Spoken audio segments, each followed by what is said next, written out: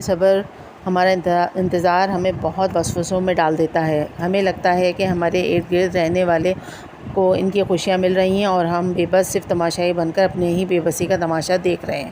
شاید ہمارے نصیب میں کوئی خوشی ہی نہیں، لیکن یہ محض ہماری مختصر سی سوچ ہی ہو سکتی ہے، کیونکہ میرے اللہ کی رحمت کا تو کوئی حساب ہی نہیں ہے۔ ہمارا اللہ بہتر جانتا ہے کہ ہمیں کون سی خوشی کب دینی ہے اور کتنے صبر کے بعد دینی ہے۔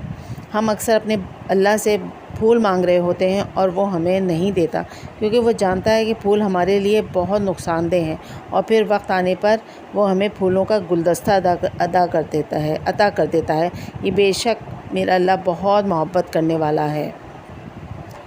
مجھے لگتا ہے انسان کو اپنی بھاگتی دوڑتی زندگی میں ایک دو ایسے لوگوں کا ساتھ ضرور رکھنا چاہیے جو اچانک اسے سرسری سا ہلا کر پوچھ سکیں، دوست، ایمان کے کیا حالات چل رہے ہیں؟